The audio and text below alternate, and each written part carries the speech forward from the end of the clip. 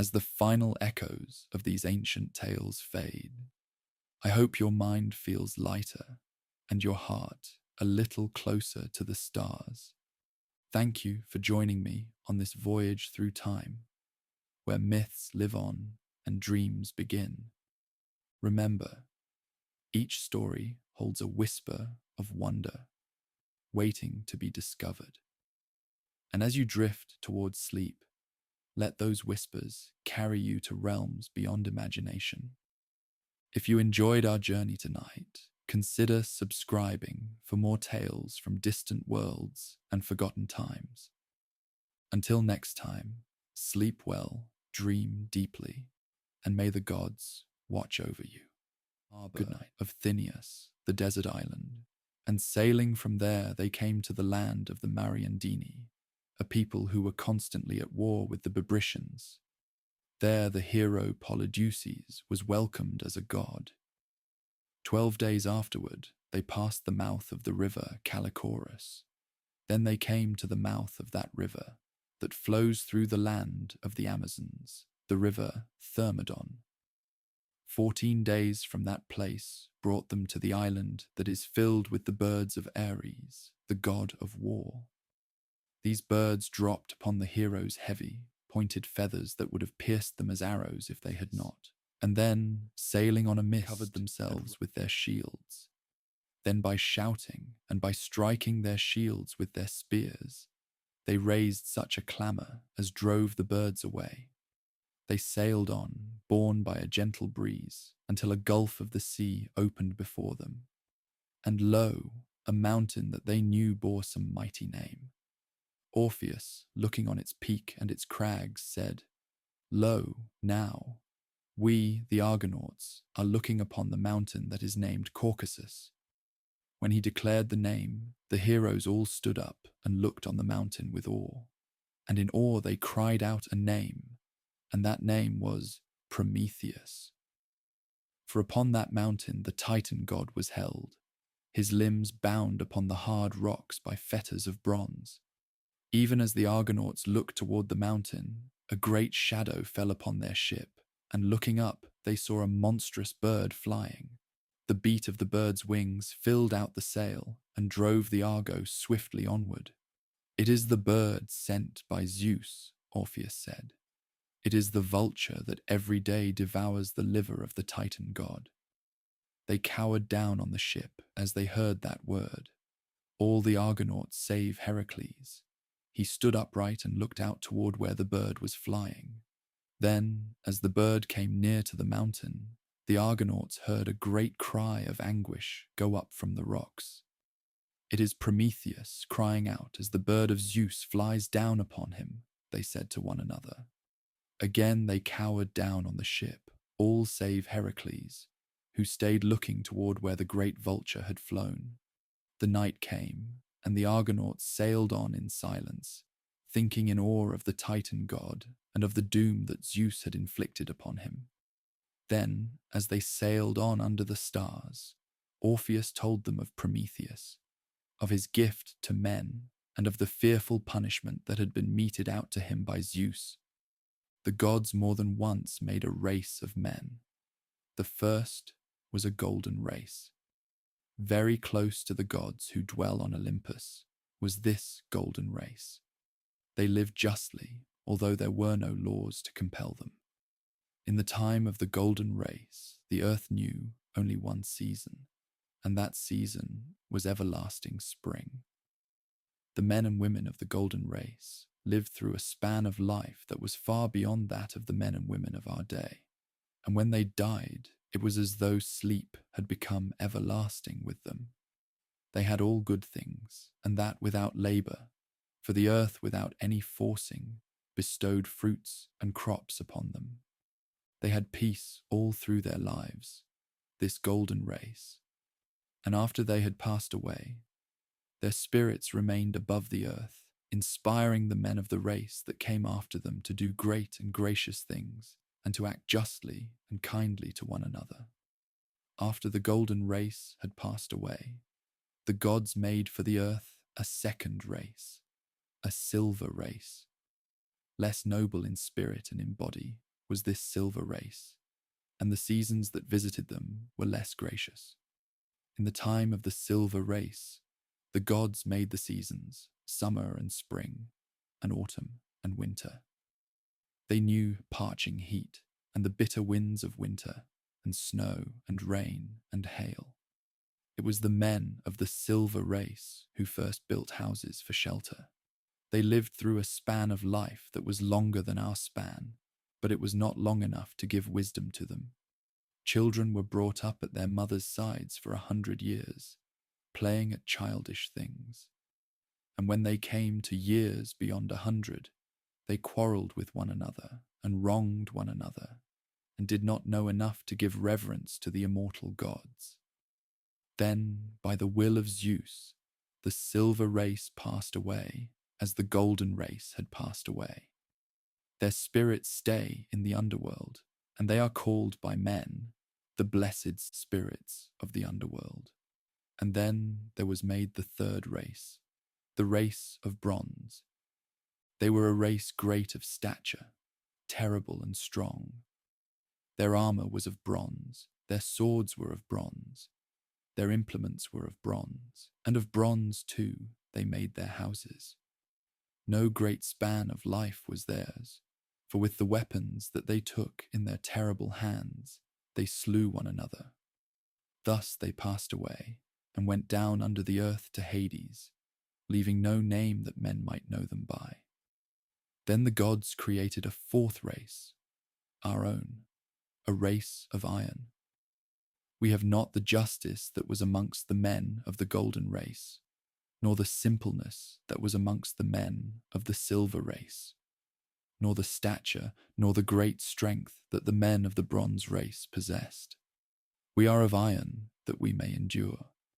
It is our doom that we must never cease from labour, and that we must very quickly grow old. But miserable as we are today, there was a time when the lot of men was more miserable. With poor implements, they had to labour on a hard ground. There was less justice and kindliness amongst men in those days than there is now. Once it came into the mind of Zeus that he would destroy the fourth race and leave the earth to the nymphs and the satyrs. He would destroy it by a great flood. But Prometheus, the Titan god who had given aid to Zeus against the other Titans, Prometheus, who was called the Foreseer, could not consent to the race of men being destroyed utterly, and he considered a way of saving some of them. To a man and a woman, Deucalion and Pyrrha, just and gentle people, he brought word of the plan of Zeus, and he showed them how to make a ship that would bear them through what was about to be sent upon the earth.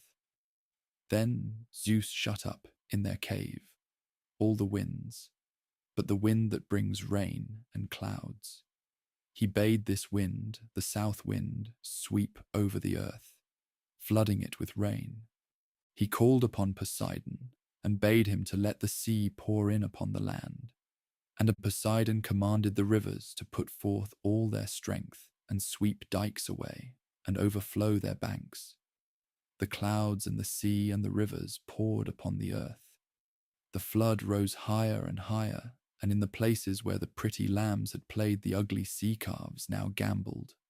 Men in their boats drew fishes out of the tops of elm trees, and the water nymphs were amazed to come on men's cities under the waves.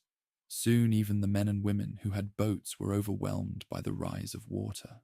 All perished then, except Deucalion and Pyrrha, his wife. Them the waves had not overwhelmed, for they were in a ship that Prometheus had shown them how to build.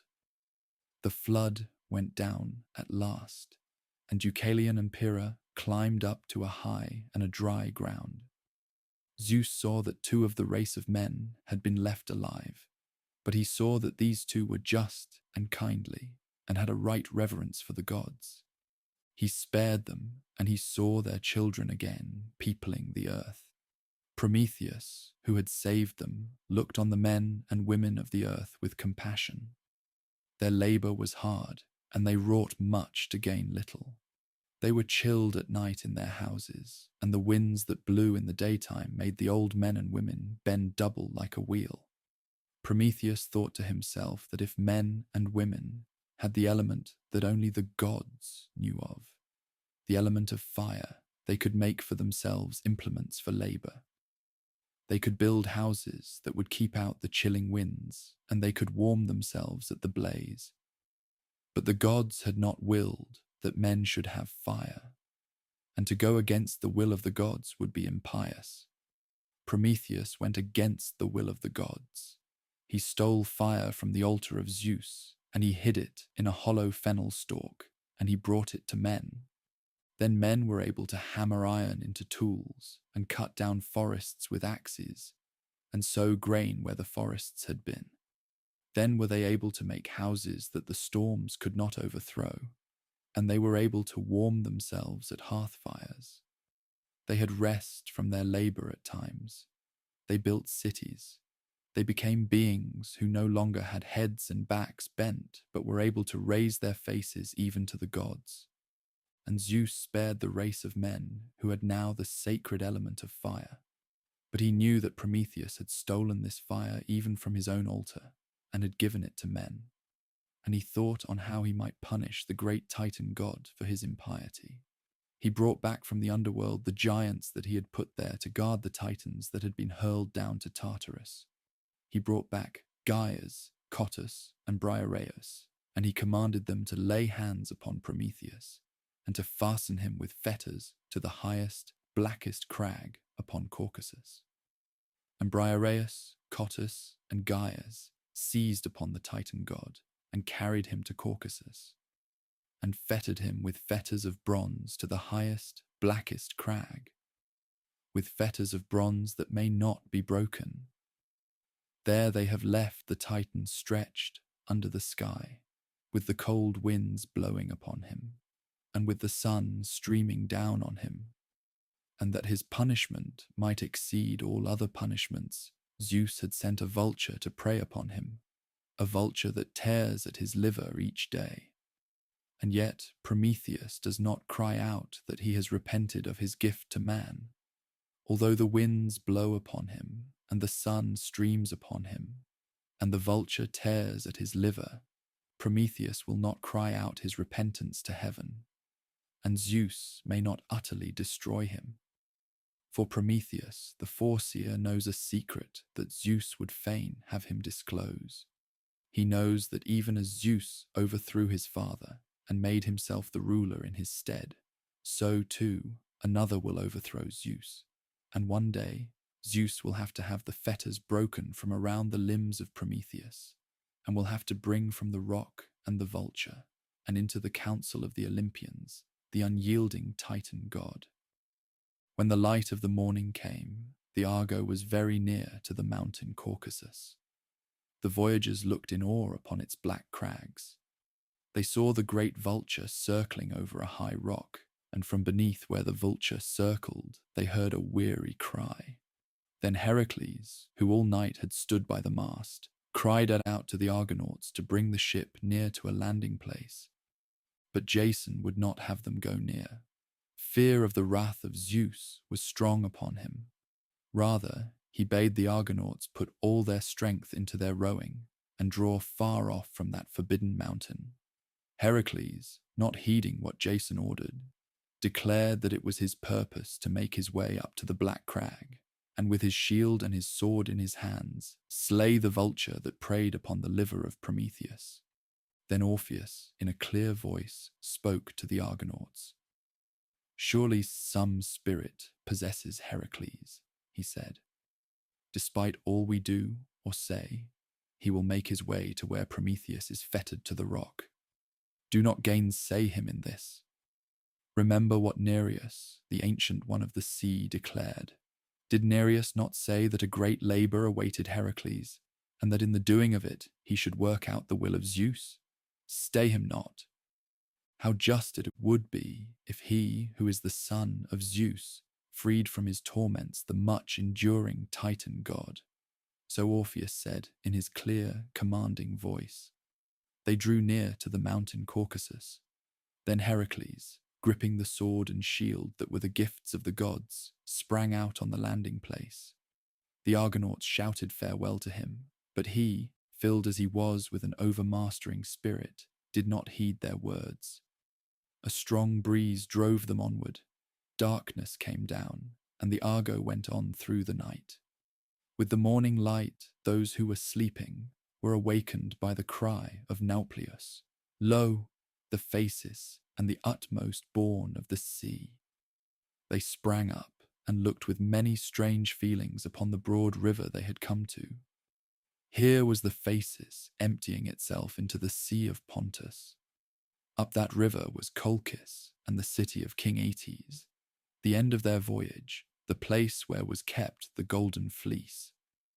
Quickly they let down the sail.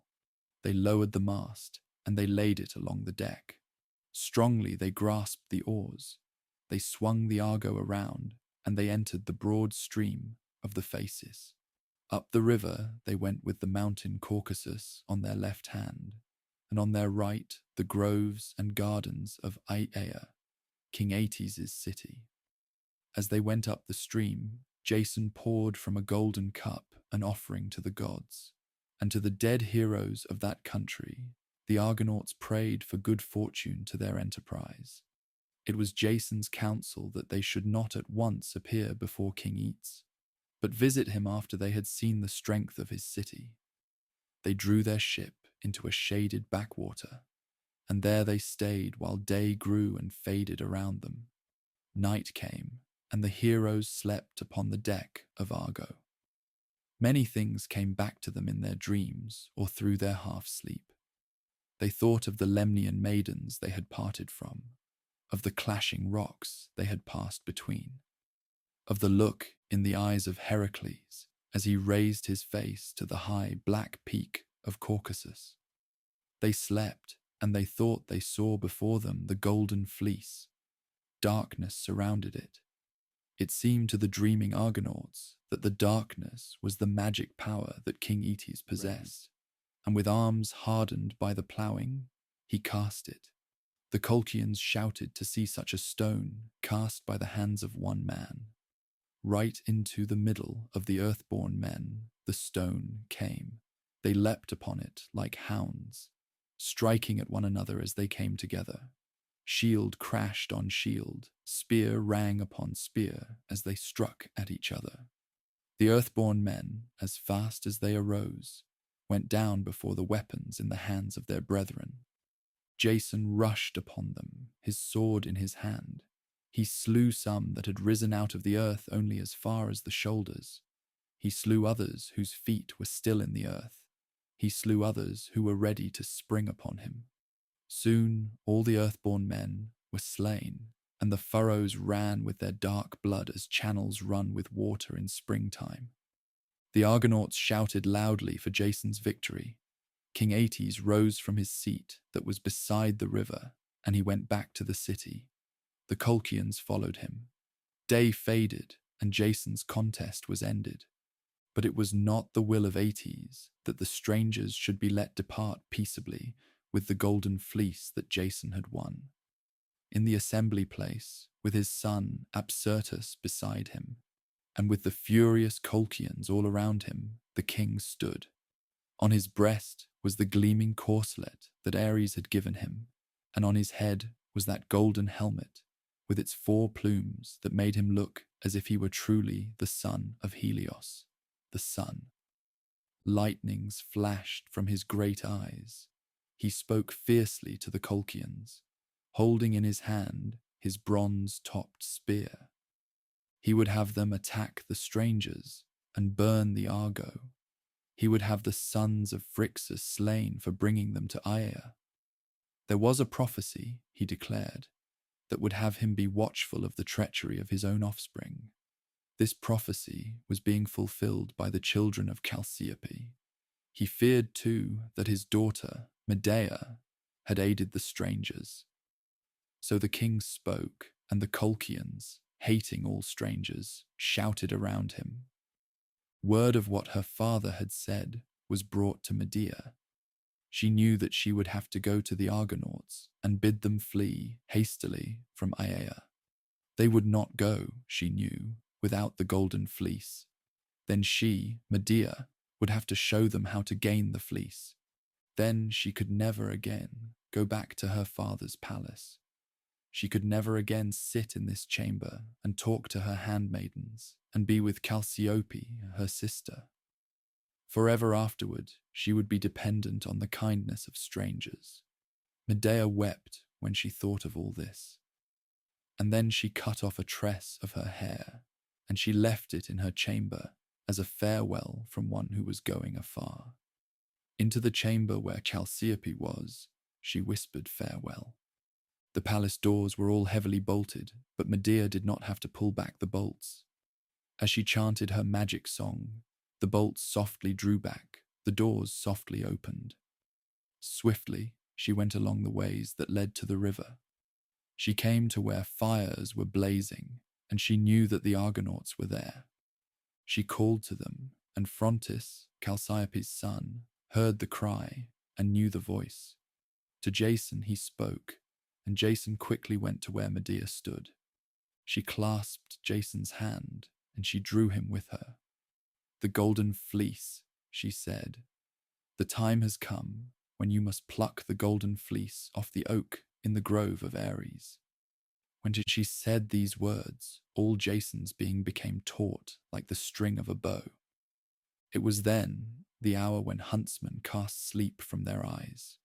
Huntsmen who never sleep away the end of the night, but who are ever ready to be up and away with their hounds, before the beams of the sun efface the track and the scent of the quarry. Along a path that went from the river, Medea drew Jason. They entered a grove.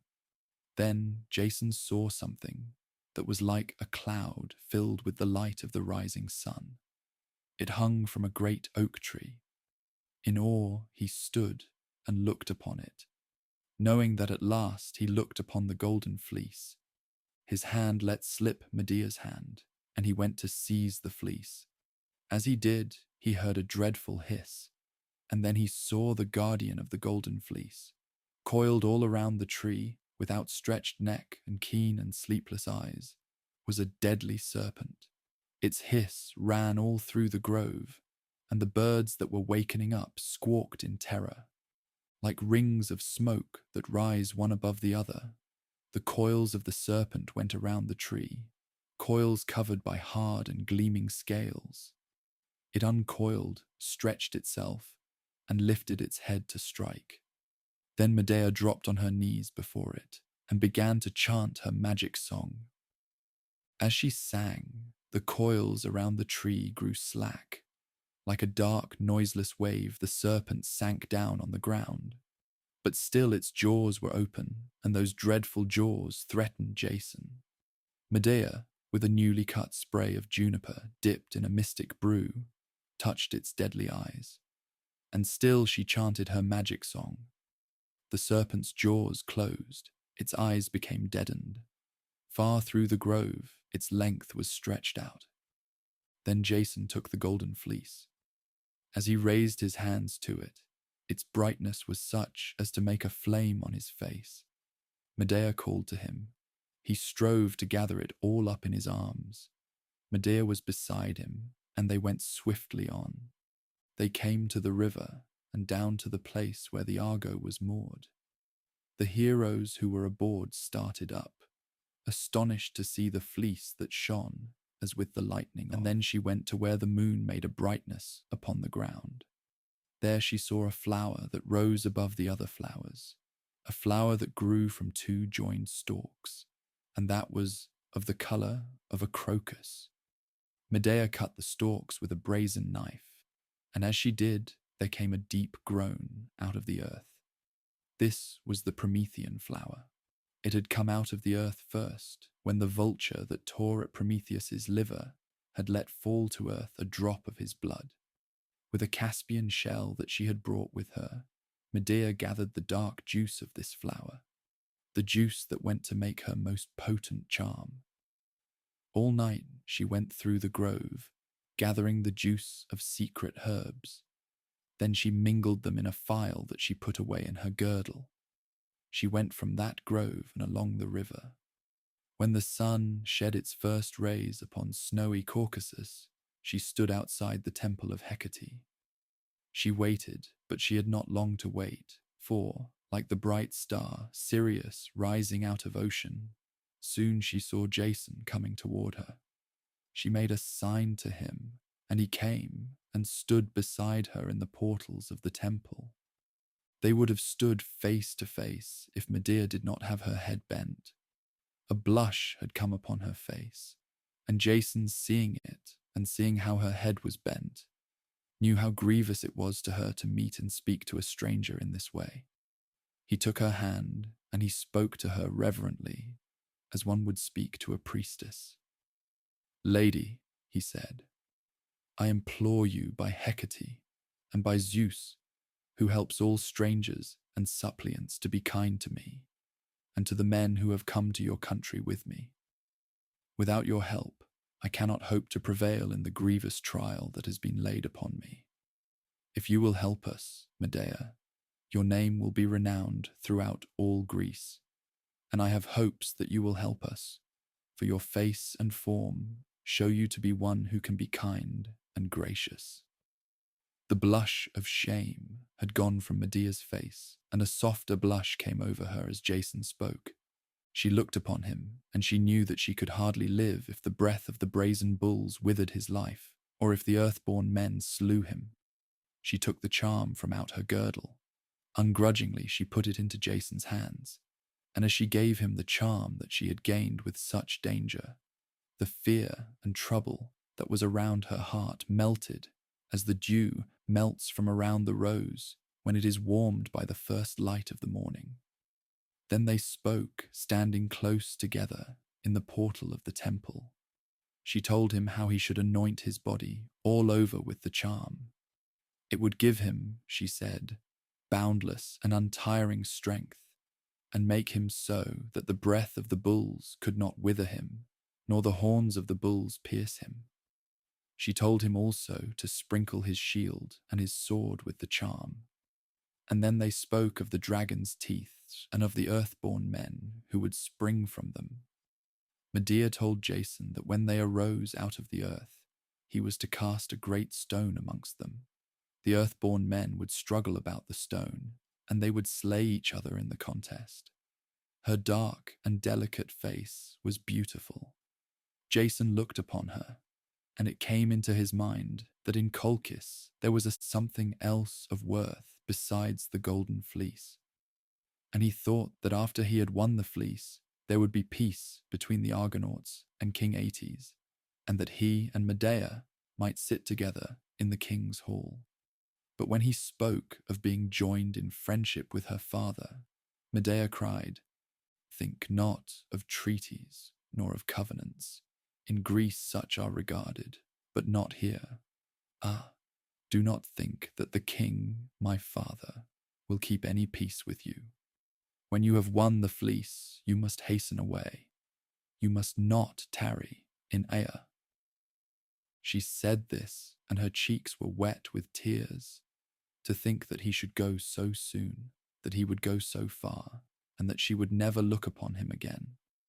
She bent her head again, and she said, "Tell me about your own land, about the place of your father, the place where you will live when you win back from Colchis." Then Jason told her of Iolcus. He told her how it was circled by mountains not so lofty as her Caucasus. He told her of the pasture lands of Iolcus with their flocks of sheep. He told her of the mountain Pelion, where he had been reared by Chiron, the ancient centaur. He told her of his father who lingered out his life in waiting for his return. Medea said, "When you go back to Iolcus, do not forget me, Medea. I shall remember you, Jason, even in my father's despite, and it will be my hope that some rumor of you will come to me like some messenger bird. If you forget me, may some blast of wind sweep me away to Iolcus, and may I sit in your hall an unknown and an unexpected guest." Then they parted. Medea went swiftly back to the palace, and Jason, turning to the river, went to where the Argo was moored. The heroes embraced and questioned him. He told them of Medea's counsel, and he showed them the charm she had given him. That savage man, Arcas, scoffed at Medea's counsel and Medea's charm, saying that the Argonauts had become poor-spirited indeed when they had to depend upon a girl's help. Jason bathed in the river. Then he anointed himself with the charm. He sprinkled his spear and shield and sword with it. He came to Arcas, who sat upon his bench, still nursing his anger, and he held the spear toward him. Arcas took up his heavy sword, and he hewed at the butt of the spear. The edge of the sword turned.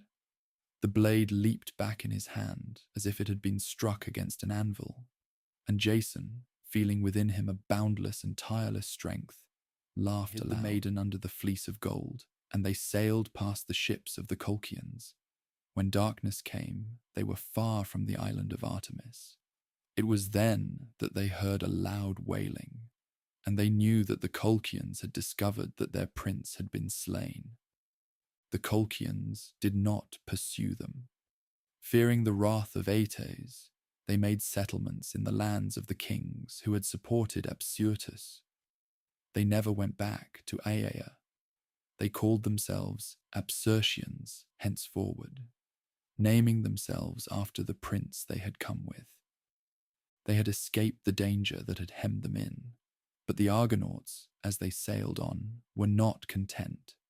Covenants had been broken, and blood had been shed in a bad cause. And as they went on through the darkness, the voice of the ship was heard. At the sound of that voice, fear and sorrow came upon the voyagers, for they felt that it had a prophecy of doom. Castor and Polydeuces went to the front of the ship. Holding up their hands, they prayed. Then they heard the words that the voice uttered. In the night, as they went on, the voice proclaimed the wrath of Zeus on account of the slaying of Absyrtus. What was their doom to be? It was that the Argonauts would have to wander forever over the gulfs of the sea unless Medea had herself cleansed of her brother's blood. There was one who could cleanse Medea, Circe, the daughter of Helios and Perse. The voice urged the heroes to pray to the immortal gods that the way to the island of Circe be shown to them until they came to the Eridanus, that river across which no bird can fly. Leaving the Eridanus, they entered the Rhodanus, a river that rises in the extreme north, where night herself has her habitation. And voyaging up this river, they came to the stormy lakes. A mist lay upon the lakes night and day. Voyaging through them, the Argonauts at last brought out their ship upon the sea of Ausonia. It was Zetes and Calais, the sons of the north wind, who brought the Argo safely along this dangerous course. And to Zetes and Calais Iris, the messenger of the gods, appeared and revealed to them where Circe's island lay. Deep blue water was all around that island, and on its height a marble house was to be seen. But a strange haze covered everything, as with a veil. As the Argonauts came near, they saw what looked to them like great dragonflies. They came down to the shore, and then the heroes saw that they were maidens in gleaming dresses. The maidens waved their hands to the voyagers, calling them to come on the island. Strange beasts came up to where the maidens were and made whimpering cries. The Argonauts would have drawn the ship close and would have sprung upon the island, only that Medea cried out to them. She showed them the beasts that whimpered around the maidens, and then, as the Argonauts looked upon them, they saw that these were not beasts of the wild. There was something strange and fearful about them. The heroes gazed upon them with troubled eyes. They brought the ship near, but they stayed upon their benches, holding the oars in their hands. Medea sprang to the island. She spoke to the maidens so that they shrank away. Then the beasts came and whimpered around her. "Forbear to land here, O Argonauts," Medea cried, "for this is the island where men are changed into beasts." She called to Jason to come. Only Jason would she have come upon the island. They went swiftly toward the marble house, and the beasts followed them. looking up at Jason and Medea with pitiful human eyes. They went into the marble house of Circe, and as suppliants, they seated themselves at the hearth. Circe stood at her loom, weaving her many-colored threads. Swiftly, she turned to the suppliants. She looked for something strange in them, for just before they came, the walls of her house dripped with blood, and the flame ran over and into her pot, burning up all the magic herbs she was brewing. She went toward where they sat, Medea with her face hidden by her hands, and Jason, with his head bent, holding with its point in the ground the sword with which he had slain the son of Aeetes. When Medea took her hands away from before her face, Circe knew that, like herself, this maiden was of the race of Helios. Medea spoke to her, telling her first of the voyage of the heroes and of their toils, telling her then of how she had given help to Jason against the will of Aeetes, her father, telling her then, fearfully, of the slaying of Apsyrtus. She covered her face with her robe as she spoke of it, and then she told Circe she had come, warned by the judgment of Zeus, to ask of Circe, daughter of Helios, to purify her from the stain of her brother's blood. Like all the children of Helios, Circe had eyes that were wide and full of life, but she had stony lips, lips that were heavy and moveless. Bright golden hair hung smoothly along each of her sides. First she held a cup to them that was filled with pure water, and Jason and Medea drank from that cup. Then Circe stayed by the hearth. She burnt cakes in the flame, and all the while she prayed to Zeus to be gentle with these suppliants. She brought both to the seashore. There she washed Medea's body and her garments with the spray of the sea. Medea pleaded with Circe to tell her of the life she foresaw for her, but Circe would not speak of it. She told Medea that one day she would meet a woman who knew nothing about enchantments, but who had much human wisdom. She was to ask of her what she was to do in her life, or what she was to leave undone. And whatever this woman out of her wisdom told her, that Medea was to regard. Once more Circe offered them the cup filled with clear water, and when they had drunken of it, she left them upon the seashore. As she went toward her marble house, the strange beasts followed Circe, whimpering as they went. Jason and Medea went aboard the Argo, and the heroes drew away from Circe's island. Wearied were the heroes now. They would have fain gone upon the island of Circe to rest there away from the oars and the sound of the sea. But the wisest of them, looking upon the beasts that were men transformed, held the Argo far off the shore. Then Jason and Medea came aboard, and with heavy hearts and wearied arms they turned to the open sea again.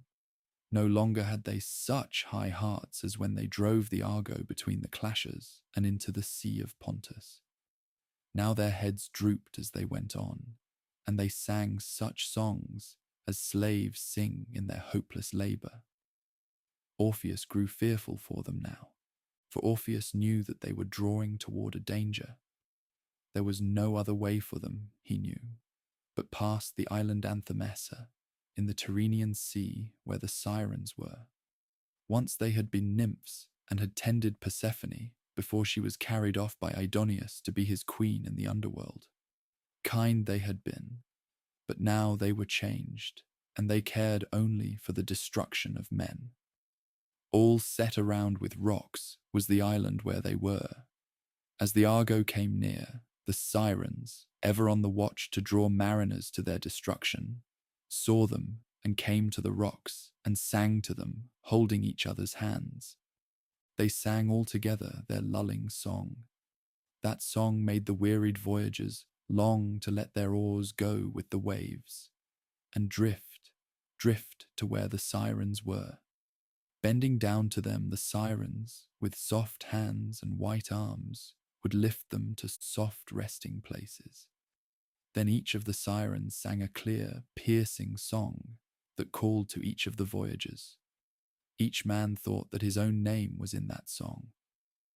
"Oh, how well it is that you have come near," each one sang, How well it is that you have come near where I have awaited you, having all delight prepared for you." Orpheus took up his lyre as the sirens began to sing. He sang to the heroes of their own toils.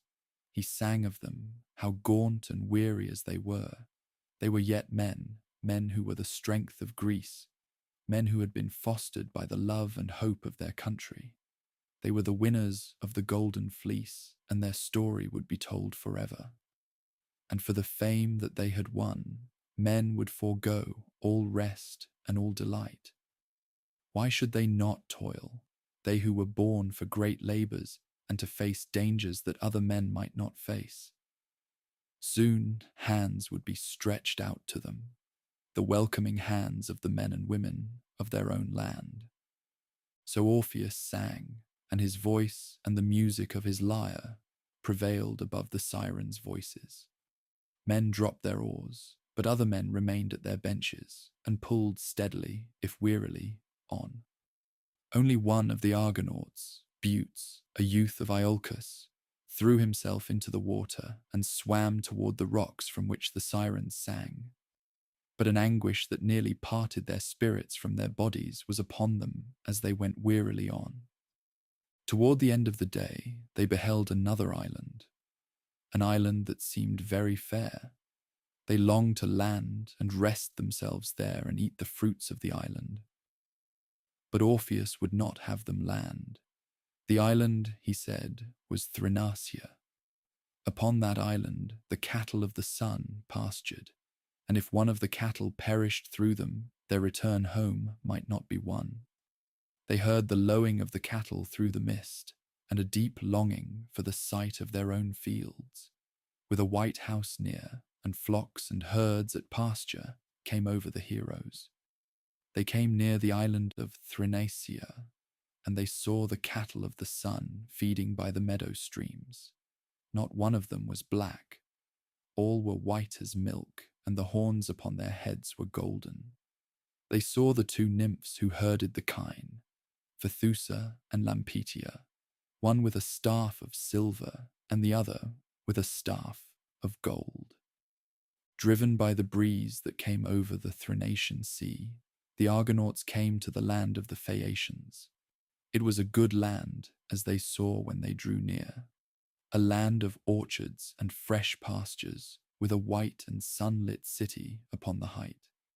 Their spirits came back to them as they drew into the harbour. They made fast the hawsers, and they went upon the ways of the city. And then they saw everywhere around them the dark faces of Colchian soldiers. These were the men of King Aeetes, and they had come overland to the Phaeacian city, hoping to cut off the Argonauts. Jason, when he saw the soldiers, shouted to those who had been left on the Argo, and they drew out of the harbour, fearful lest the Colchians should grapple with the ship and wrest from them the fleece of gold. Then Jason made an encampment upon the shore, and the captain of the Colchians went here and there, gathering together his men. Medea left Jason's side and hastened through the city. To the palace of Alcinous, king of the Phaeacians, she went. Within the palace she found Arete, the queen, and Arete was sitting by her hearth, spinning golden and silver threads. Arete was young at that time, as young as Medea, and as yet no child had been born to her. But she had the clear eyes of one who understands and who knows how to order things well. Stately, too, was Arete, for she had been reared in the house of a great king.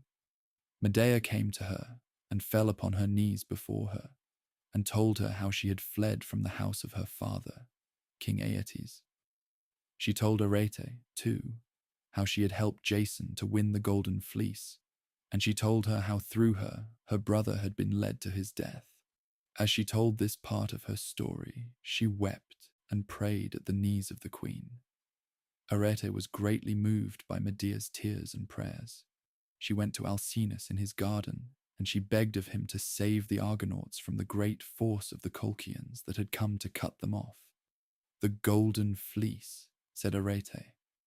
has been won by the tasks that Jason performed.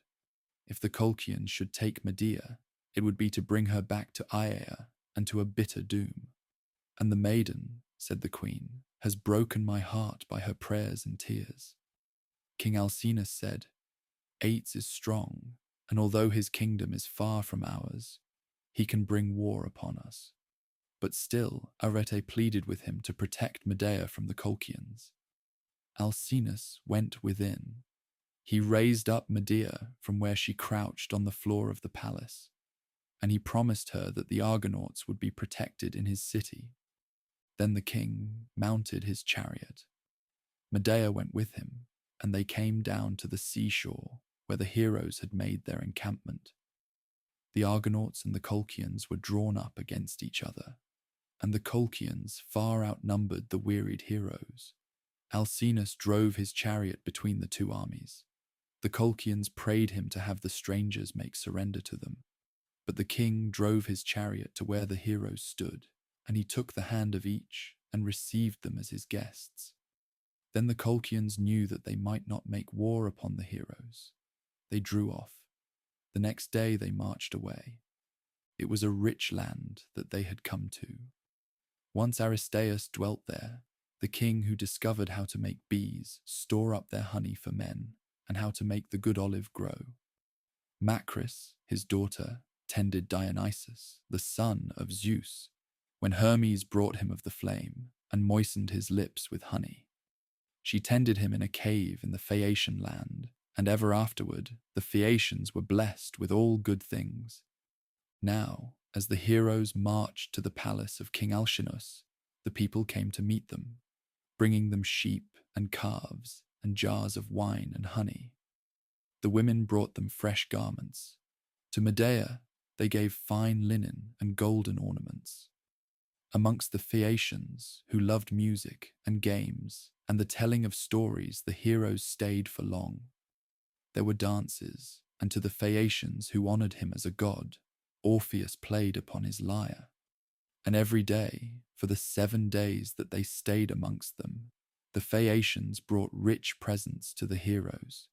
And Medea, looking into the clear eyes of Queen Arete, knew that she was the woman of whom Circe had prophesied, the woman who knew nothing of enchantments, but who had much human wisdom. She was to ask of her what she was to do in her life, and what she was to leave undone. And what this woman told her Medea was to regard. Arete told her that she was to forget all the witcheries and enchantments that she knew, and that she was never to practice against the life of anyone. This she told Medea upon the shore, before Jason lifted her aboard the Argo. And now with sails spread wide, the Argo went on, and the heroes rested at the oars. The wind grew stronger, it became a great blast, and for 9 days and 9 nights, the ship was driven fearfully along. The blast drove them into the Gulf of Libya, from whence there is no return for ships. On each side of the gulf there are rocks and shoals, and the sea runs toward the limitless sand. On the top of a mighty tide, the Argo was lifted, and she was flung high up on the desert sands. A flood tide, such as might not come again for long, left the Argonauts on the empty Libyan land. And when they came forth and saw that vast level of sand stretching like a mist away into the distance, a deadly fear came over each of them. No spring of water could they descry, no path, no herdsman's cabin. Over all that vast land there was silence and dead calm. And one said to the other, "What land is this? Whither have we come?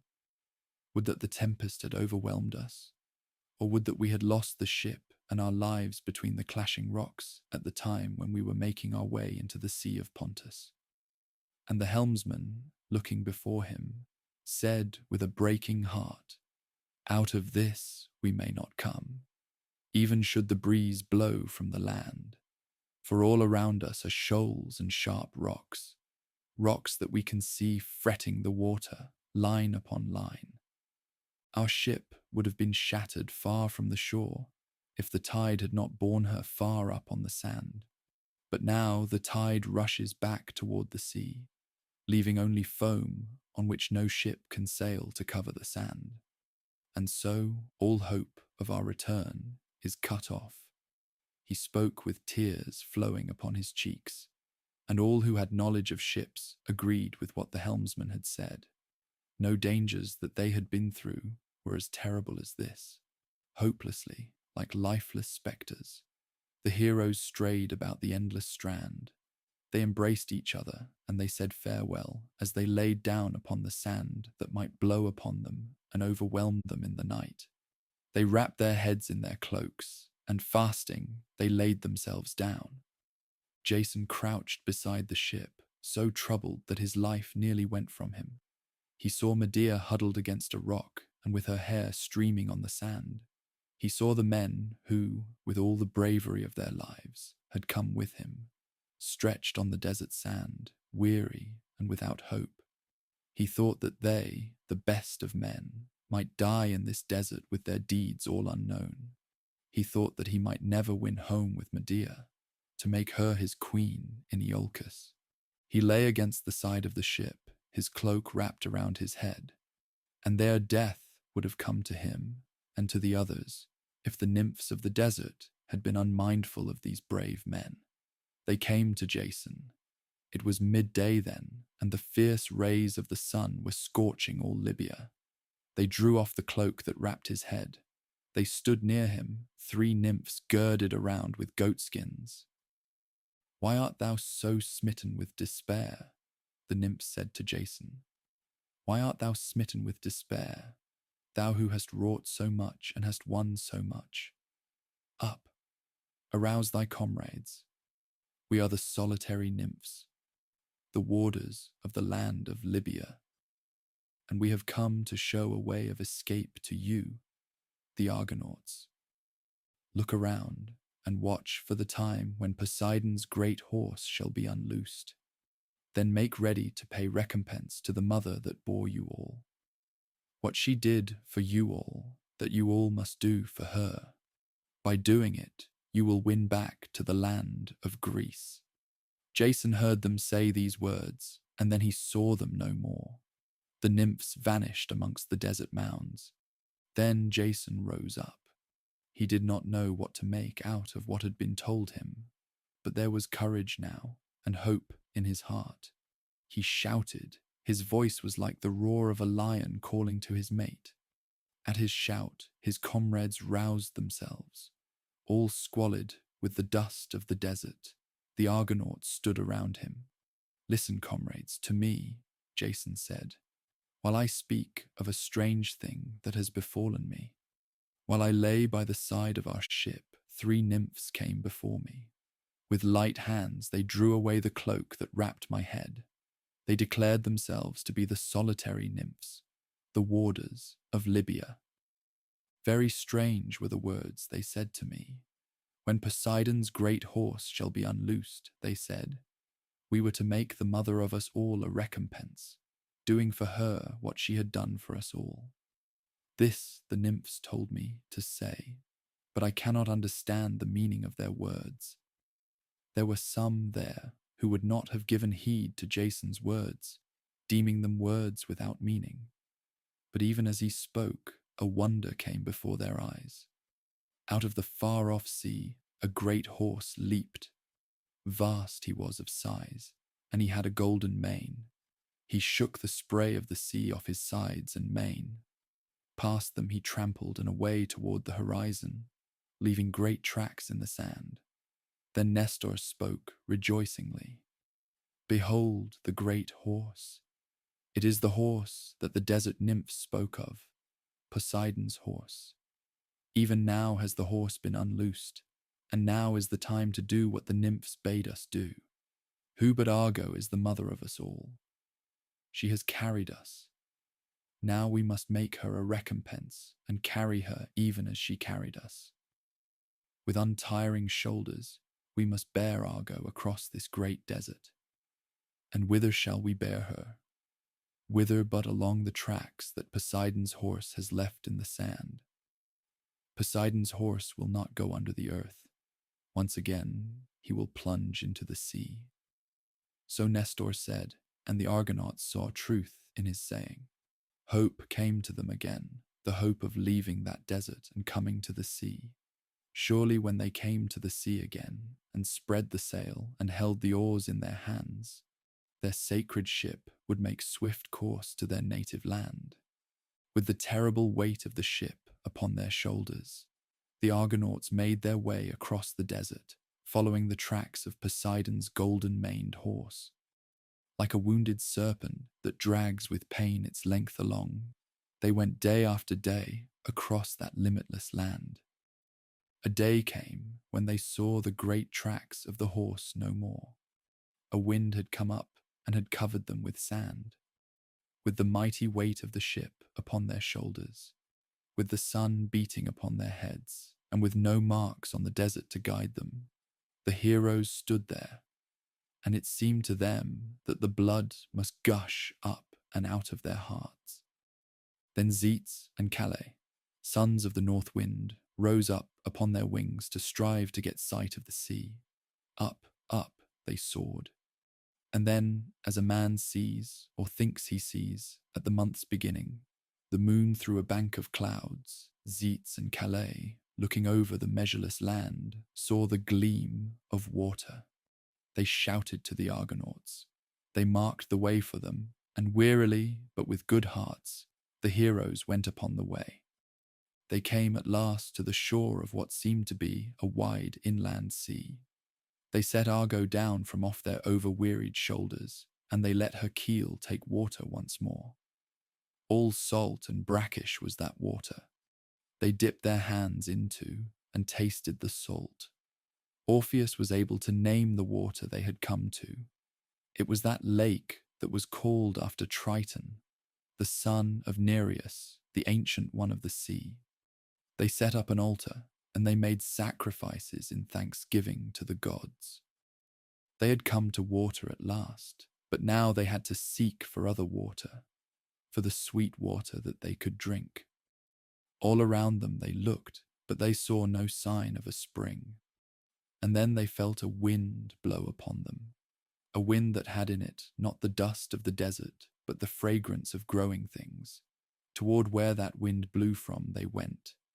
As they went on, they saw a great shape against the sky. They saw mountainous shoulders bowed.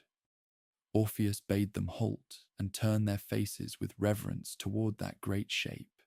For this was Atlas, the Titan, the brother of Prometheus, who stood there to hold up the sky on his shoulders. Then they were near the place that the fragrance had blown from. There was a garden there.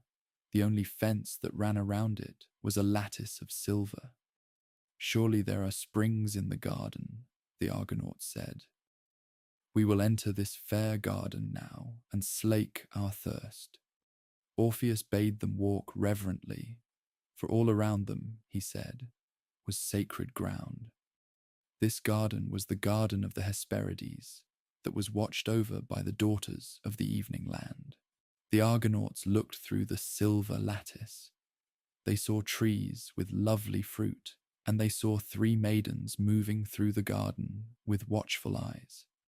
In this garden grew the tree that had the golden apples that Zeus gave to Hera as a wedding gift. They saw the tree on which the golden apples grew. The maidens went to it and then looked watchfully all around them. They saw the faces of the Argonauts looking through the silver lattice, and they cried out one to the other, and they joined their hands around the tree. But Orpheus called to them, and the maidens understood the divine speech of Orpheus. He made the daughters of the evening land know that they who stood before the lattice were men who reverenced the gods, who would not strive to enter the forbidden garden. The maidens came toward them. Beautiful as the singing of Orpheus was their utterance, but what they said was a complaint and a lament. Their lament was for the dragon, Ladon, that dragon with 100 heads that guarded sleeplessly the tree that had the golden apples. Now that dragon was slain. With arrows that had been dipped in the poison of the Hydra's blood, their dragon, Ladon, had been slain. The daughters of the evening land sang of how a mortal had come into the garden that they watched over. He had a great bow, and with his arrow he slew the dragon that guarded the golden apples. The golden apples he had taken away. They had come back to the tree they had been plucked from, for no mortal might keep them in his possession. So the maidens sang, Hesper, Ereutheus, and Egler, and they complained that now, unhelped by the 100-headed dragon, they had to keep guard over the tree.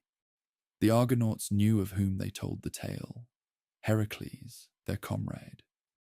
Would that Heracles were with them now. The Hesperides told them of Heracles, of how the springs in the garden dried up because of his plucking the golden apples. He came out of the garden thirsting. Nowhere could he find a spring of water. To yonder great rock he went. He smote it with his foot, and water came out in full flow. Then he, leaning on his hands and with his chest upon the ground, drank and drank from the water that flowed from the rifted rock. The Argonauts looked to where the rock stood. They caught the sound of water. They carried Medea over, and then, company after company, all huddled together, they stooped down and drank their fill of the clear, good water. With lips wet with the water, they cried to each other, Heracles, although he is not with us, in very truth, Heracles has saved his comrades from deadly thirst. They saw his footsteps printed upon the rocks, and they followed them until they led to the sand where no footsteps stay. Heracles! How glad his comrades would have been if they could have had sight of him then. But it was long ago, before he had sailed with them, that Heracles had been here. Still hearing their complaint, they turned back to the lattice, to where the daughters of the evening land stood. The daughters of the evening land bent their heads to listen to what the Argonauts told one another, and seeing them bent to listen, Orpheus told a story about one who had gone across the Libyan desert, about one who was a hero like unto Heracles. Beyond where Atlas stands, there is a cave where the strange women, the ancient daughters of Phorcys, live. They have been grey from their birth. They have but one eye and one tooth between them, and they pass the eye and the tooth one to the other when they would see or eat. They are called the Graii, these two sisters. Up to the cave where they lived a youth once came. He was beardless, and the garb he wore was torn and travel-stained, but he had shapeliness and beauty. In his leathern belt there was an exceedingly bright sword. This sword was not straight like the swords we carry, but it was hooked like a sickle. The strange youth with the bright, strange sword came very quickly and very silently up to the cave where the Graii lived and looked over a high boulder into it. One was sitting munching acorns with the single tooth. The other had the eye in her hand. She was holding it to her forehead and looking into the back of the cave. These two ancient women, with their grey hair falling over them like thick fleeces, and with faces that were only forehead and cheeks and nose and mouth, were strange creatures truly. Very silently, the youth stood looking at them. "Sister, sister," cried the one who was munching acorns. "Sister, turn your eye this way. I heard the stir of something." The other turned, and with the eye placed against her forehead, looked out to the opening of the cave. The youth drew back behind the boulder. "Sister, sister, there is nothing there," said the one with the eye. The one who was eating held out the tooth, and the one who was watching held out the eye. The youth darted into the cave. Standing between the eyeless sisters, he took with one hand the tooth and with the other the eye. "Sister, sister, have you taken the eye?" "I have not taken the eye." "Have you taken the tooth?" "I have not taken the tooth." "Someone has taken the eye, and someone has taken the tooth." They stood together, and the youth watched their blinking faces as they tried to discover who had come into the cave, and who had taken the eye and the tooth.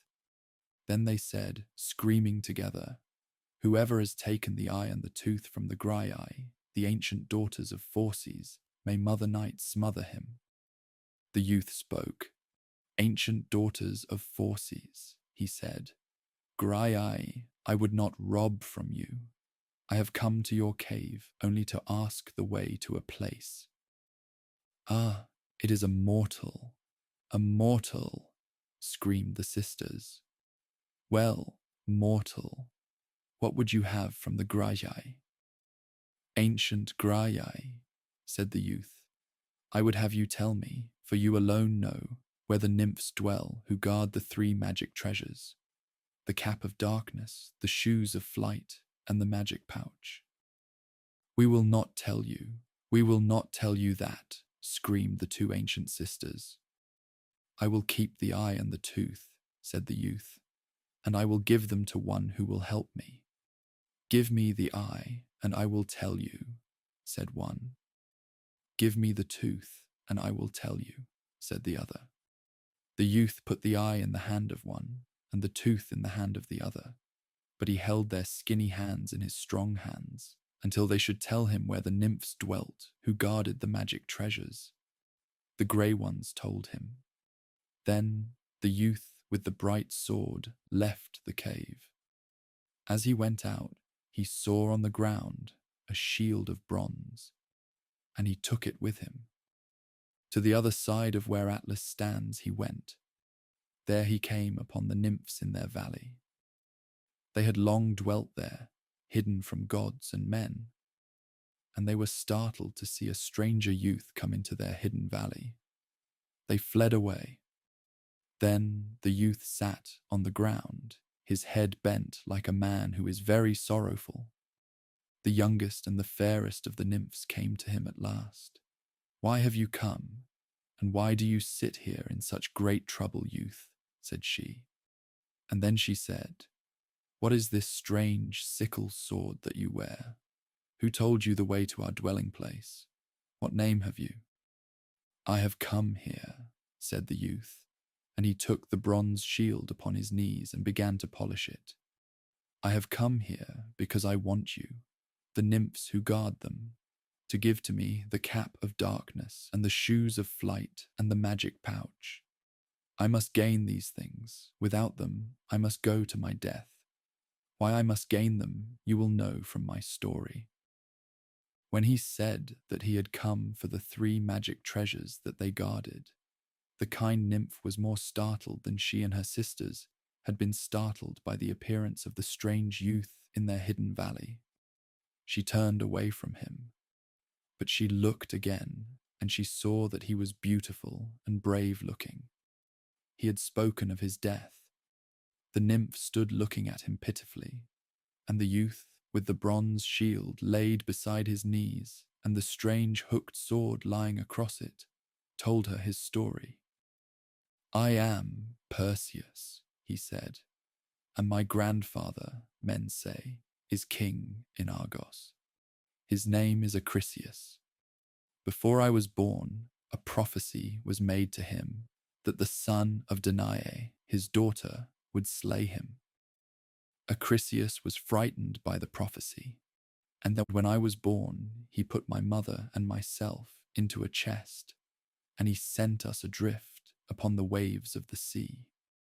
I did not know what a terrible peril I was in, for I was an infant newly born. My mother was so hopeless that she came near to death, but the wind and the waves did not destroy us.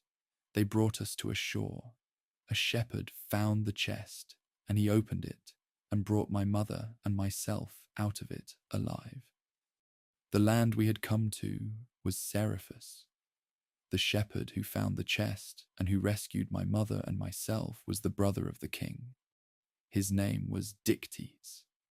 In the shepherd's wattled house, my mother stayed with me, a little infant, and in that house I grew from babyhood to childhood, and from childhood to boyhood.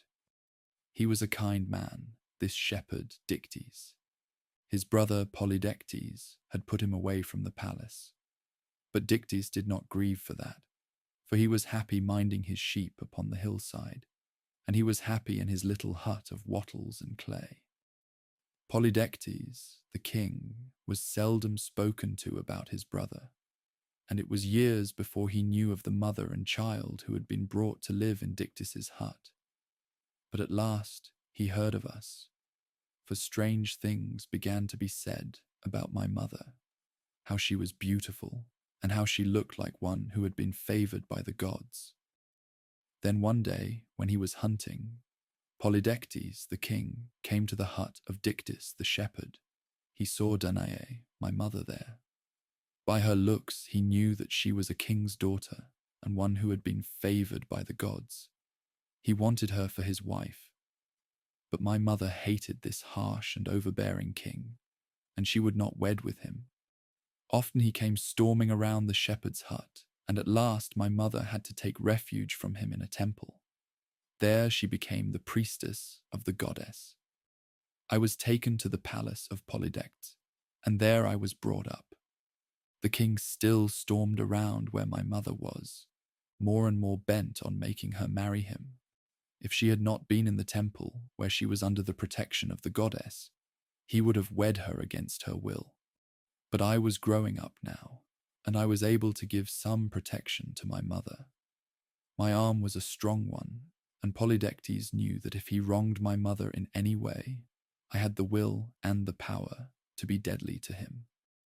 One day, I heard him say before his princes and his lords that he would wed, and would wed one who was not Danae. I was overjoyed to hear him say this. He asked the lords and the princes to come to the wedding feast. They declared they would, and they told him of the presents they would bring.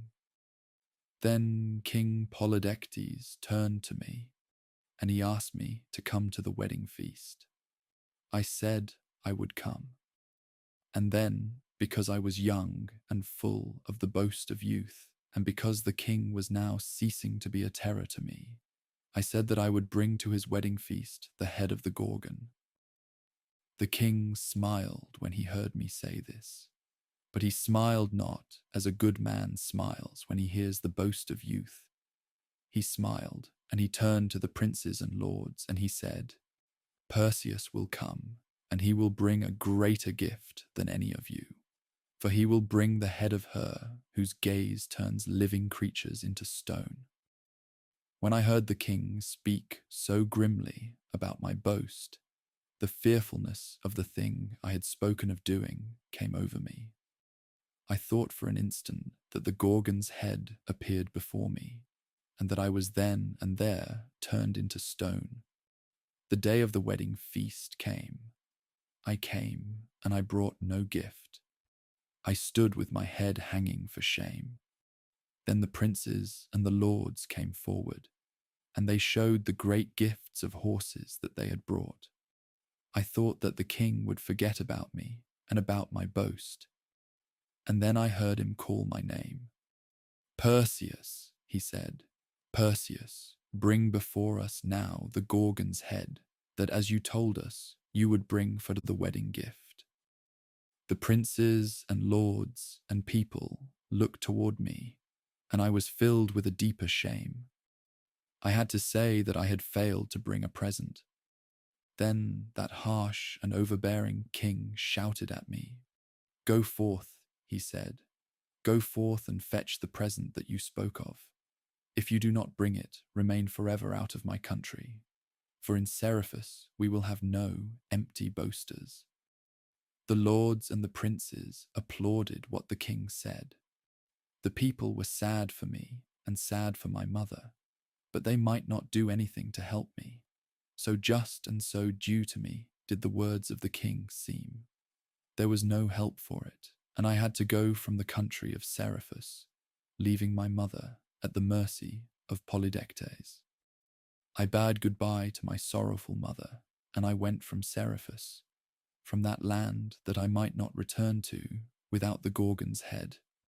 I travelled far from that country.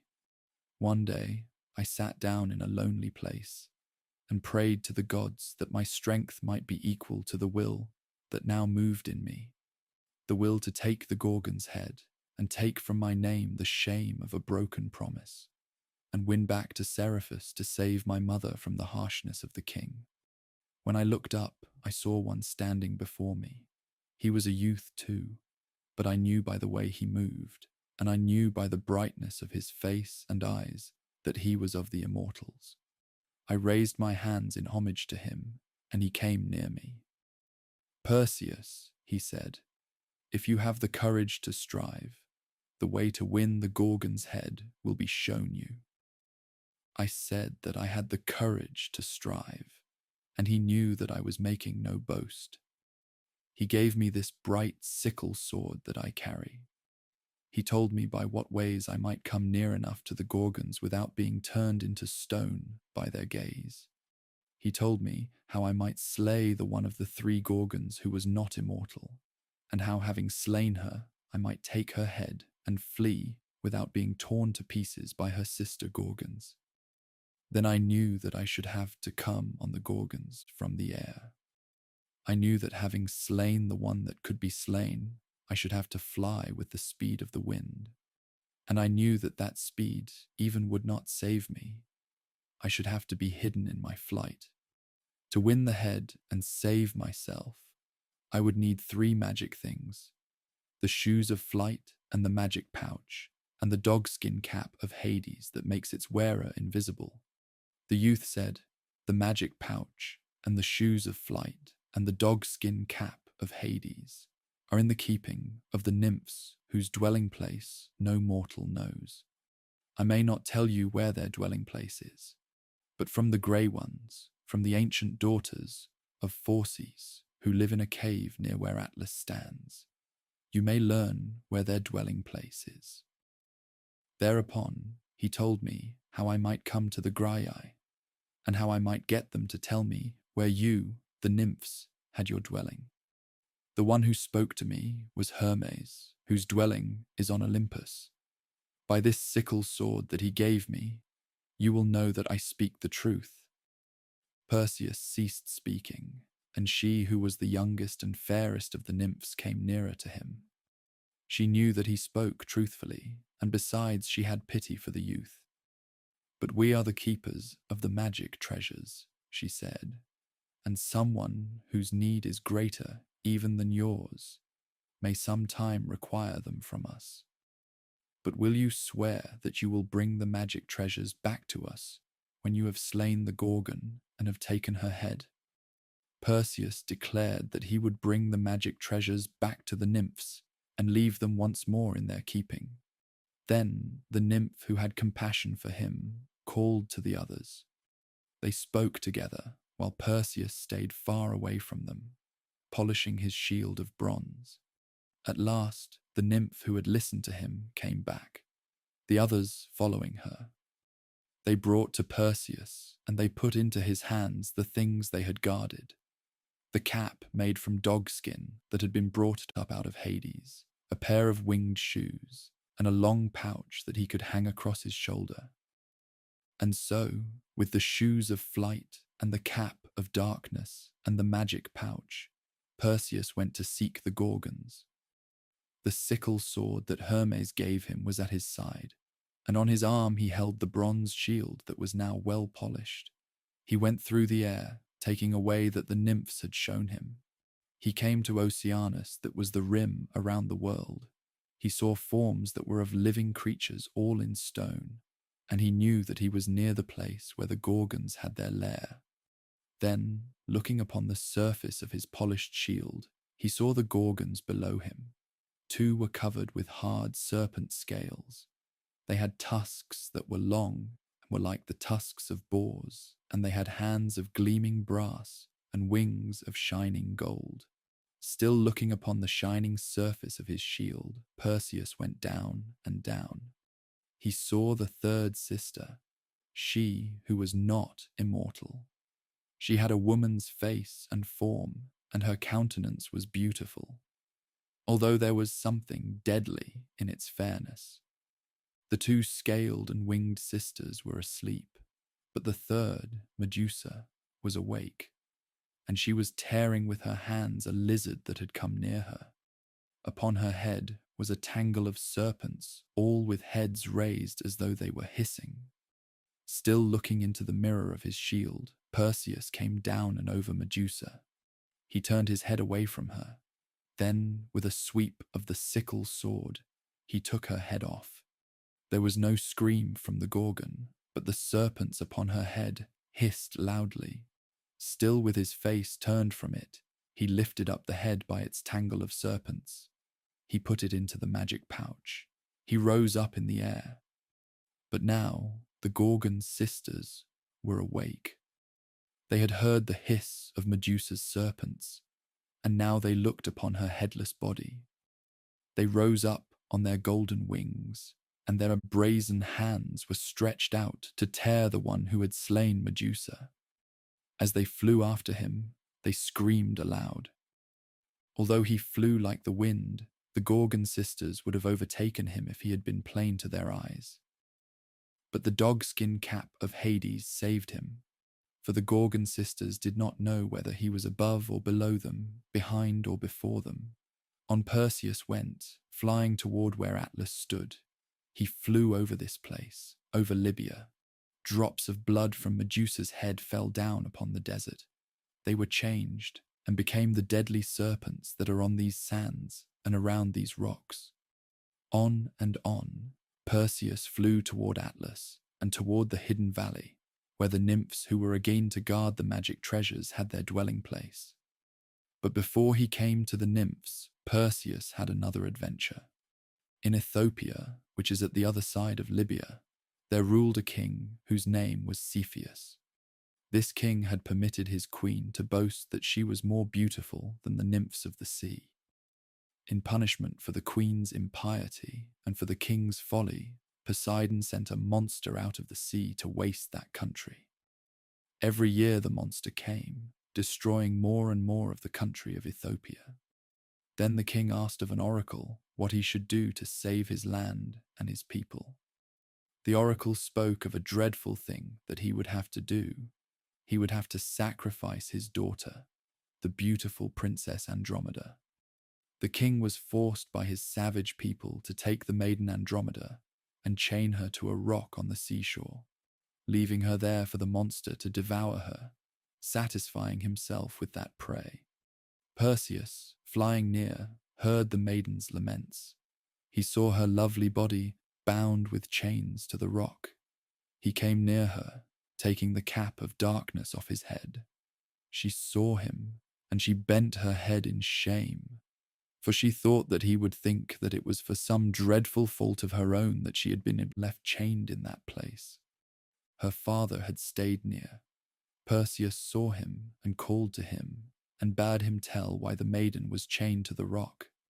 The king told Perseus of the sacrifice that he had been forced to make. Then Perseus came near the maiden, and he saw how she looked at him with pleading eyes. Then Perseus made her father promise that he would give Andromeda to him for his wife if he should slay the sea monster. Gladly, Cepheus promised this. Then Perseus once again drew his sickle sword. By the rock to which Andromeda was still chained, he waited for sight of the sea monster.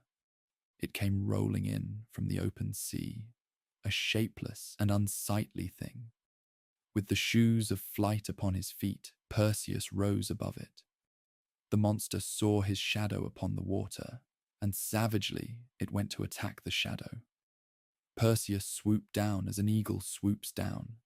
With his sickle sword he attacked it, and he struck the hook through the monster's shoulder. Terribly it reared up from the sea. Perseus rose over it, escaping its wide-opened mouth with its treble rows of fangs. Again he swooped and struck at it. Its hide was covered all over with hard scales and with the shells of sea things, but Perseus's sword struck through it. It reared up again, spouting water mixed with blood. On a rock near the rock that Andromeda was chained to Perseus alighted. The monster, seeing him, bellowed and rushed swiftly through the water to overwhelm him. As it reared up, he plunged the sword again and again into its body. Down into the water the monster sank, and water mixed with blood was spouted up from the depths into which it sank. Then was Andromeda loosed from her chains. Perseus, the conqueror, lifted up the fainting maiden and carried her back to the king's palace. And Cepheus there renewed his promise to give her in marriage to her deliverer. Perseus went on his way. He came to the hidden valley, where the nymphs had their dwelling place, and he restored to them the 3 magic treasures that they had given him: the cap of darkness, the shoes of flight, and the magic pouch. And these treasures are still there, and the hero who can win his way to the nymphs may have them as Perseus had them. Again, he returned to the place where he had found Andromeda chained. With face averted, he drew forth the Gorgon's head from where he had hidden it between the rocks. He made a bag for it out of the horny skin of the monster he had slain. Then, carrying his tremendous trophy, he went to the palace of King Cepheus to claim his bride. Now before her father had thought of sacrificing her to the sea monster, he had offered Andromeda in marriage to a prince of Ethiopia, to a prince whose name was Phineus. Phineus did not strive to save Andromeda, but hearing that she had been delivered from the monster, he came to take her for his wife. He came to Cepheus's palace, and he brought with him 1,000 armed men. The palace of Cepheus was filled with armed men when Perseus entered it. He saw Andromeda on a raised place in the hall. She was pale as when she was chained to the rock, and when she saw him in the palace, she uttered a cry of gladness. Cepheus, the craven king, would have let him who had come with the armed bands take the maiden. Perseus came beside Andromeda, and he made his claim.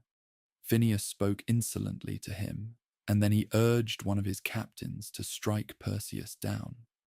Many sprang forward to attack him. Out of the bag, Perseus drew Medusa's head.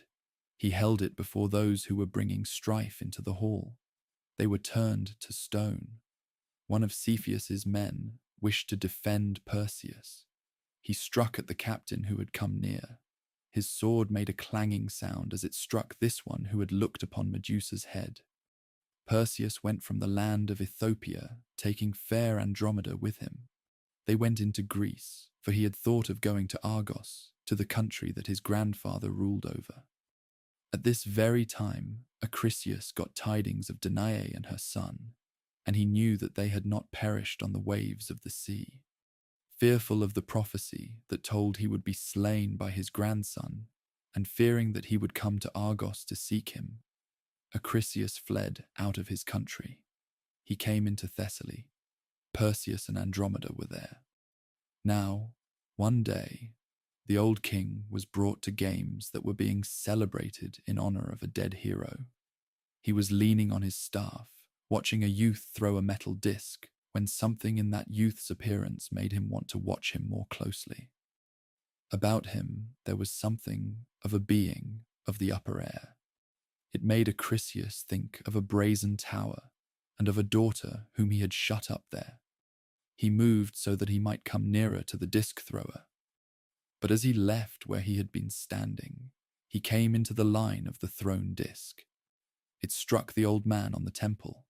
He fell down dead, and as he fell, the people cried out his name.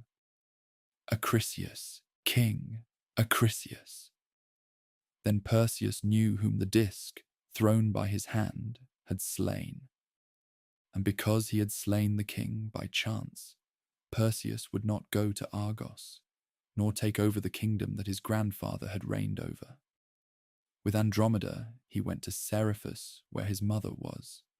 And in Seriphus there still reigned Polydectes, who had put upon him the terrible task of winning the Gorgon's head. He came to Seriphus, and he left Andromeda in the hut of Dictys the shepherd. No one knew him. He heard his name spoken of as that of a youth who had gone on a foolish quest and who would never again be heard of. To the temple, where his mother was a priestess, he came. Guards were placed all around it. He heard his mother's voice, and it was raised in lament. Walled up here and given over to hunger, I shall be made go to Polydectes' house and become his wife. O ye gods, have ye no pity for Danae, the mother of Perseus? Perseus cried aloud, and his mother heard his voice, and her moans ceased. He turned around and he went to the palace of Polydectes, the king. The king received him with mockeries. I will let you stay in Seriphus for a day, he said, because I would have you at a marriage feast. I have vowed that Danae, taken from the temple where she sulks, will be my wife by tomorrow's sunset. So Polydectes said, and the lords and princes who were around him mocked at Perseus and flattered the king. Perseus went from them then. The next day he came back to the palace, but in his hands now there was a dread thing, the bag made from the hide of the sea monster that had in it the Gorgon's head. He saw his mother. She was brought in white and fainting, thinking that she would now have to wed the harsh and overbearing king. Then she saw her son, and hope came into her face. The king, seeing Perseus, said, Step forward, O youngling, and see your mother wed to a mighty man. Step forward to witness a marriage, and then depart, for it is not right that a youth that makes promises and does not keep them should stay in a land that I rule over. Step forward now, you with the empty hands. But not with empty hands did Perseus step forward. He shouted out, I have brought something to you at last, O king, a present to you and your mocking friends. But you, O my mother, and you, O my friends, avert your faces from what I have brought. Saying this, Perseus drew out the Gorgon's head. Holding it by the snaky locks, he stood before the company. His mother and his friends averted their faces, but Polydectes and his insolent friends looked full upon what Perseus showed. This youth would strive to frighten us with some conjurer's trick, they said. They said no more, for they became as stones, and as stone images, they still stand in that hall in Seriphus. He went to the shepherd's hut, and he brought Dictys from it with Andromeda. Dictys he made king in Polydectes' stead. Then with Danae and Andromeda, his mother and his wife, he went from Seriphus. He did not go to Argos, the country that his grandfather had ruled over, although the people there wanted Perseus to come to them and be king over them. He took the kingdom of Tyrins in exchange for that of Argos, and there he lived with Andromeda, his lovely wife out of Ethiopia. They had a son named Perses, who became the parent of the Persian people. The sickle sword that had slain the Gorgon went back to Hermes, and Hermes took Medusa's head also. That head Hermes' divine sister set upon her shield, Medusa's head upon the shield of Pallas Athene. Oh, may Pallas Athene guard us all, and bring us out of this land of sands and stone. Where are the deadly serpents that have come from the drops of blood that fell from the Gorgon's head? They turned away from the garden of the daughters of the evening land. The Argonauts turned from where the giant shape of Atlas stood against the sky, and they went toward the Tritonian lake. But not all of them reached the Argo. On his way back to the ship, Nauplius, the helmsman, met his death. A sluggish serpent was in his way. It was not a serpent that would strike at one who turned from it. Nauplius trod upon it, and the serpent lifted its head up and bit his foot. They raised him on their shoulders, and they hurried back with him. But his limbs became numb, and when they laid him down on the shore of the lake, he stayed moveless. Soon he grew cold. They dug a grave for Nauplius beside the lake, and in that desert land they set up his helmsman's oar in the middle of his tomb of heaped stones. And now, like a snake that goes writhing this way and that way, and that cannot find the cleft in the rock that leads to its lair, the Argo went hither and thither, striving to find an outlet from that lake. No outlet could they find, and the way of their homegoing seemed lost to them again.